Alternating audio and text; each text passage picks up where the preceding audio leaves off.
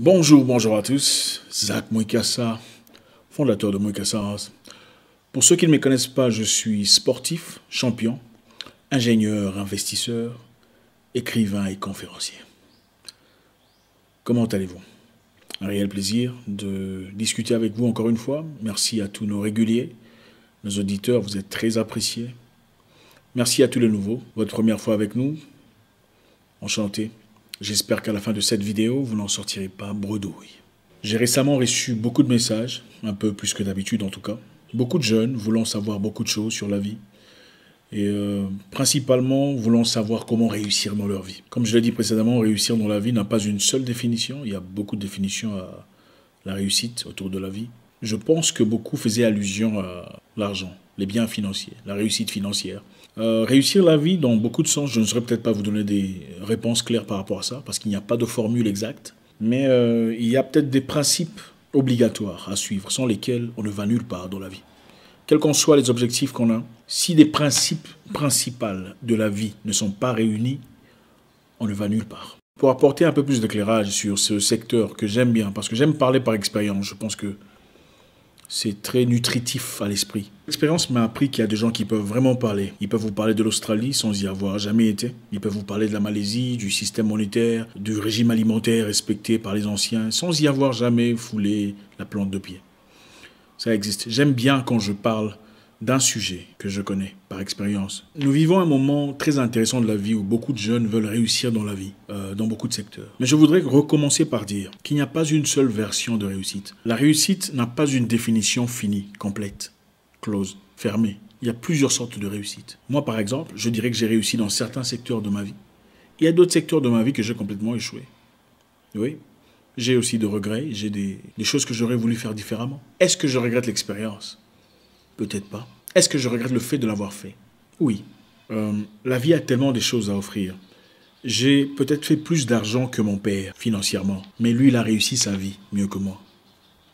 Donc malgré tout ce que je vous dis, je ne lui arrive pas à la cheville. Et je ne pense pas pouvoir lui arriver à la cheville, malgré tous les efforts que je puisse fournir aujourd'hui. La définition de la réussite, alors, dépend d'une personne à une autre, d'un objectif à un autre, d'un bien à un autre. Aujourd'hui, je ne parlerai pas de réussite en termes d'argent. Je n'aime pas le faire parce que je n'ai jamais été fanatique d'argent. Je suis fanatique du travail. Le travail produit l'argent. L'argent ne produit pas le travail. C'est en travaillant dur, en travaillant correctement, avec une discipline, une science bien établie, qu'on gagne son argent. Je ne parlerai plus de réussite en termes d'argent parce que je réalise que ça porte plus atteinte dans la moralité dans notre communauté, en tout cas sur beaucoup de personnes, que de positivité. Les gens ne veulent pas travailler, mais ils veulent réussir. Chose qui est complètement incohérente. L'argent n'est que le produit du travail. Un bon travailleur, bien éduqué, produit son argent. L'argent ne produit pas le travail. Les gens veulent devenir rois sans avoir été couronnés. Veulent devenir couronnés sans avoir livré des batailles. Malheureusement, beaucoup de personnes ne veulent pas réussir dans le sens vrai. Ils veulent la facilité. Et c'est la facilité qu'ils appellent réussite. Beaucoup de personnes veulent l'argent, mais ne veulent pas ce qu'on appelle en anglais « the process », c'est-à-dire le processus d'acquérir le fruit qui est l'argent. Réussir, peu importe mon ami ce que tu cherches en termes de réussite, il faut un travail sérieux, dur, assidu, régulier. Devenir pilote de l'air, par exemple, si ça faisait partie de vos aspirations premières depuis l'enfance, est une forme de réussite. Devenir médecin, neurologue, gynécologue, ophtalmologue, si ça faisait partie de vos projets de vie, est une forme de réussite. Avoir une famille stable, une vie simple, mais bien structurée, dans un bon environnement, si ça faisait partie de votre, est une forme de réussite. Avoir de l'argent, si c'est ce que vous vouliez, est une forme de réussite. Malheureusement, beaucoup de personnes ne comprennent pas ce sens-là, ne veulent pas fournir les efforts nécessaires pour réussir dans ce vrai terme. Beaucoup veulent porter des couronnes sans avoir livré les batailles. Beaucoup ne veulent pas la réussite, ils veulent la facilité, c'est-à-dire l'argent à flot, l'argent en abondance, des capacités d'acheter ce qu'on veut, de faire des voyages, sans comprendre qu'il y a un processus qu'il faut suivre pour avoir un résultat. On ne peut pas manger la mangue s'il n'y a pas de manguier. Il faut y avoir de manguier. Et quelqu'un doit avoir planté ce manguier, quelque part, peu en importe le fruit. Aujourd'hui, je vais vous donner, jeunes frères, puisque je vous aime beaucoup, je sais que vous êtes très disposés à écouter, pour ceux qui veulent apprendre. Quelques éléments qui peuvent vous aider, qui m'ont aidé moi dans ma lutte personnelle, depuis ma carrière sportive jusqu'à beaucoup de choses. La mangue que vous mangez n'est que le résultat du processus du manguier. L'argent que vous dépensez n'est que le résultat d'un processus par quelqu'un quelque part. Si vous mangez la mangue sans manguer, qu'est-ce que vous faites? Quand la mangue finit, vous n'avez plus d'autre moyen de... Si vous dépensez l'argent sans apprendre le processus, quand l'argent finit, vous faites quoi? Vous allez mendier encore. C'est le processus qui est important. La mangue n'est qu'un fruit. L'argent aussi n'est qu'un fruit d'un processus. C'est le processus qu'il faut apprendre. Il n'y a pas de formule magique ou de gros paragraphes à faire. Je suis sportif de haut niveau et je comprends l'exigence pour arriver au top. Je vais vous donner 3 choses, 3 éléments. Je suis convaincu, et chaque sportif de haut niveau vous le dira, que si vous les respectez, vous arriverez quelque part. Peu importe votre religion, votre direction, votre couleur de peau, votre origine, peu importe votre nationalité. Si vous respectez ces 3 choses, vous arriverez quelque part. La première chose, c'est la discipline.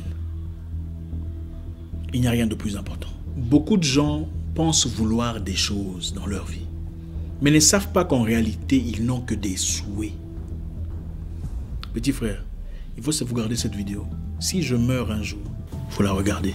Je répète, beaucoup de gens pensent vouloir des choses, de l'amélioration, de l'arrangement, une vie meilleure, un meilleur salaire, un bon environnement, un meilleur corps, un corps en bonne santé. Mais ne savent pas qu'en réalité, ils n'ont que des souhaits. La grande différence entre celui qui veut et celui qui souhaite, c'est l'action. Combien de fois voyons-nous de gens qui disent « Je vais étudier pour avoir une telle certification. Je fournirai d'efforts pour avoir un tel visa. Je ferai le nécessaire pour économiser de l'argent. » Mais au moment venu, ils font tout le contraire. Tu sais qu'il faut te réveiller le matin pour faire le sport, pour perdre du poids. Mais tu es trop fatigué pour le faire. Tu sais qu'il faut te réveiller le matin pour étudier. Il faut passer des nuits blanches. Mais tu ne le fais pas. Parce que tu es trop fatigué. Tu as mal à la tête. Tu as mal au dos. Ah, j'ai des vertiges. Je le ferai plus tard. Tu sais qu'il faut lire un livre pour améliorer ta situation, pour changer de position, pour avancer dans la vie. Mais tu remets toujours à plus tard ce que tu peux faire maintenant. Manque de discipline. Beaucoup de gens pensent vouloir des choses, mais en réalité, ils n'ont que des souhaits. Ils souhaitent avoir... En fait, il y a une grande différence entre vouloir quelque chose et souhaiter avoir quelque chose dans sa vie. Vouloir être quelque part et souhaiter être quelque part, ce n'est pas la même chose. Pas les mêmes sacrifices, pas les mêmes besoins. Il faut savoir faire la différence. Qu'est-ce que tu veux dans ta vie? Tu veux vraiment changer de position. Tu veux améliorer ta vie de chaque jour. Tu veux vivre dans des meilleures conditions. Quels sont les prix à payer? Es-tu prêt à payer le prix pour changer de position? Es-tu prêt à payer le prix pour changer de direction, pour changer de vie? Beaucoup de gens souhaitent avoir des choses dans leur vie, mais ne sont pas prêts à payer le prix pour avoir ces choses. Et pour avoir ces choses, il faut passer des nuits blanches. Il faut se priver la paix pour avoir ce qu'on cherche dans la vie. Je me souviens à très longtemps, pendant que je me cherchais, pendant que je me luttais, je crapahutais sur ces terrains le plus inhospitalier de la vie. Je travaillais dans un boulot où on me payait à peine. J'étais déjà un boxeur élémentaire à l'époque. Pas d'opportunité. Il fallait travailler de 8h à 23h. Il fallait travailler de 8h à 23h chaque jour, ou presque. Avant qu'on ne me dise que j'avais une opportunité, il fallait que je m'entraîne. Comme je ne pouvais pas m'entraîner le matin, je rentrais à la maison à 23h. Et à minuit, j'allais courir.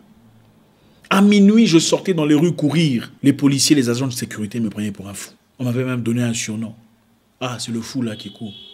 La police, une fois, a failli me tirer dessus. Parce qu'ils étaient en train de poursuivre un voleur. Et moi qui sortais là, habillé comme un fou, en train de courir. À minuit, s'il vous plaît, dans le froid. Comme j'avais eu peur, je dis, je veux mourir. Je commençais à faire ça.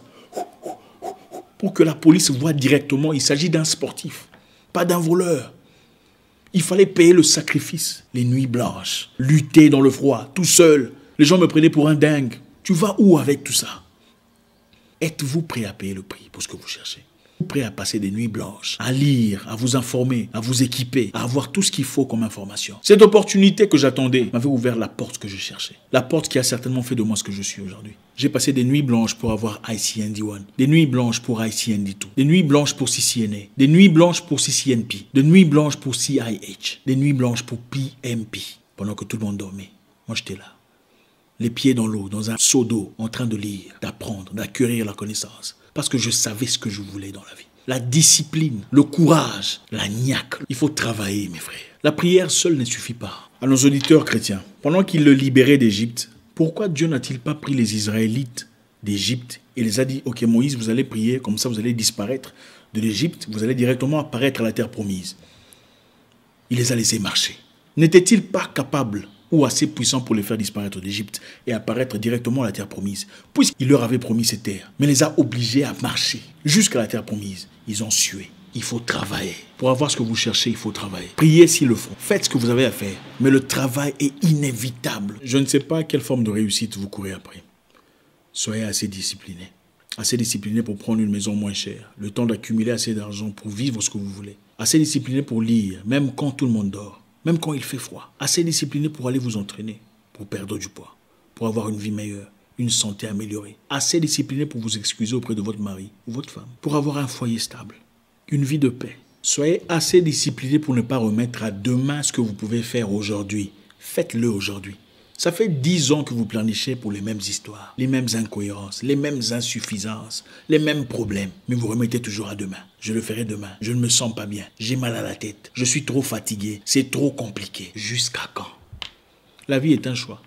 C'est votre choix, c'est votre vie, c'est votre avenir. Écoutez, vous pouvez choisir soit devenir dans le processus, vous plonger dans la boue du travail ou rester dans un coin obscur de la vie, critiquant ceux qui réussissent, pointant du doigt leurs fautes, leurs défaillances. D'ailleurs, il n'écrit pas bien, il ne prononce pas bien. D'ailleurs, ce n'est pas son argent. D'ailleurs, ce n'est pas sa vie. Pendant que tu as la même opportunité de te développer, d'avancer progressivement, ligne par ligne, phrase par phrase, livre par livre, pour changer ta vie pour le meilleur. Il faut être assez discipliné pour avoir autour de soi des gens disciplinés. Non, vous n'êtes pas meilleur que ceux qui vous entourent. Vous savez, je n'ai pas beaucoup d'amis. Je n'ai pas d'amis inutiles. J'ai peut-être des amis qui n'ont pas d'argent, mais je n'ai pas d'amis inutiles. Tous les amis qui m'entourent m'arrosent quelque part, dans la croissance, dans l'évolution, dans les idées, dans les concepts, dans la grandeur. Faites ce que vous avez à faire. Tombez s'il le faut, mais tombez en regardant devant. Tombez en avançant. Même si vous tombez répétitivement, vous êtes en train de faire un progrès.